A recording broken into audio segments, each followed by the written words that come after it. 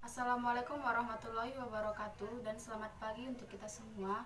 Pertama-tama marilah kita panjatkan puja dan puji syukur kehadirat Allah Subhanahu wa taala yang telah memberikan kita nikmat kesehatan dan nikmat kesempatan untuk dapat bergabung dalam mata kuliah Akuntansi Keuangan 2. Tak lupa juga sholawat beriring salam ke ruh junjungan kita Nabi besar Muhammad Shallallahu Alaihi Wasallam yang telah membawa kita dari alam kegelapan hingga alam yang terang benderang seperti yang kita rasakan saat ini. Perkenalkan, nama saya Novita Sari Sipahutar, NPM 17050022 dari Prodi Pendidikan Ekonomi semester 7A. Saya dari kelompok 8 akan mempresentasikan hasil makalah kami bersama rekan saya yang bernama Nikmat Ritonga dengan judul Akuntansi Pajak Penghasilan, Perubahan Akuntansi dan Analisis Kesalahan. Baik, pertama-tama saya akan membahas akuntansi pajak penghasilan. Pajak penghasilan adalah pajak yang dihitung berdasarkan peraturan perpajakan, dan ini dikenakan atas penghasilan kena pajak perusahaan. Pajak penghasilan merupakan beban yang timbul karena diberlakukannya peraturan perpajakan kepada dunia usaha pada negara tertentu, dan beban pajak penghasilan ini memiliki jumlah yang material dalam laporan keuangan perusahaan. Jumlah beban pajak atau penghasilan pajak yang harus diakui dalam perhitungan laba atau rugi pada satu periode terdiri dua unsur utama, yaitu pajak kini, yaitu jumlah pajak pada satu periode, dan yang kedua pajak tangguhan. Di Indonesia, perhitungan mengenai akuntansi pajak penghasilan dihitung dalam PSAK nomor 46 yang berlaku sejak tanggal 1 Januari 1999 untuk perusahaan yang menerbitkan surat-surat berharga yang diperdagangkan kepada publik, dan bagi perusahaan lainnya dimulai pada atau setelah 1 Januari tahun 2001.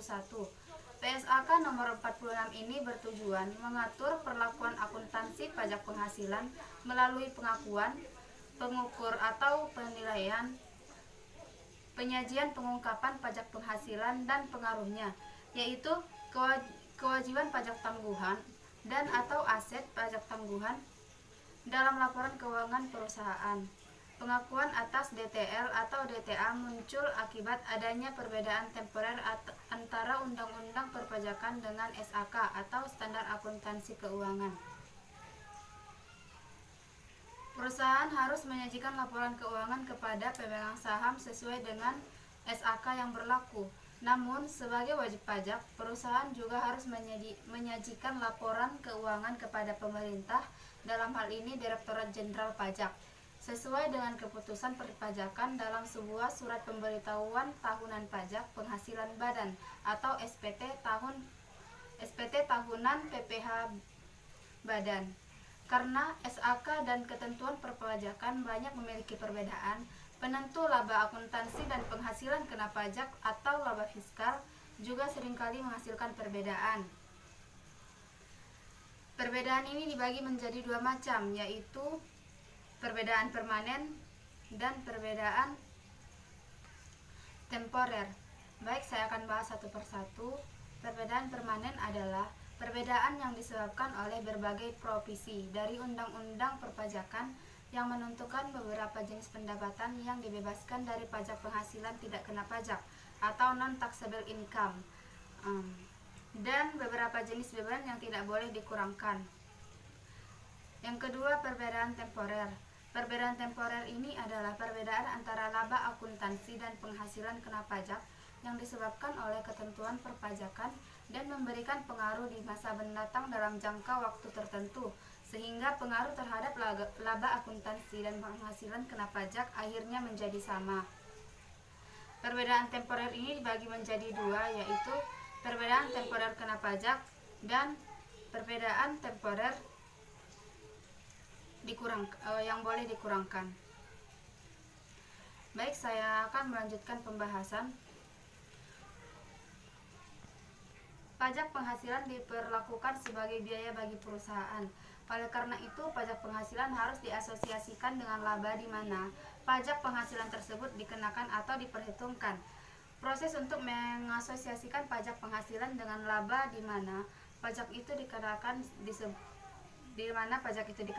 disebut alokasi pajak. Pada dasarnya terdapat 3 metode alokasi pajak yang dipakai. Yang pertama, deferred method, yang kedua, liability method, dan yang ketiga, net of tax method. Selanjutnya ada prinsip-prinsip alokasi pajak. Pada dasarnya, alokasi pajak penghasilan bagi perusahaan sebagai wajib pajak bisa mencakup 2 hal. Yang pertama, inter-period allocation, yaitu proses alokasi pajak penghasilan antar periode tahunan buku yang satu dengan periode-periode tahun buku berikut atau sesudahnya. Alokasi pajak penghasilan antar periode tahun buku ini diperlukan karena adanya perbedaan terhadap jumlah laba kena pajak dan laba akuntansi. Yang kedua ada intra-period allocation, yaitu proses alokasi pajak penghasilan dalam satu periode akuntansi karena adanya perbedaan tarif pajak yang dikenakan terhadap tiap-tiap komponen laba atau pendapatan. Misalnya, tarif pajak untuk laba sebelum pos luar biasa berbeda dengan tarif pajak untuk laba atau rugi luar biasa.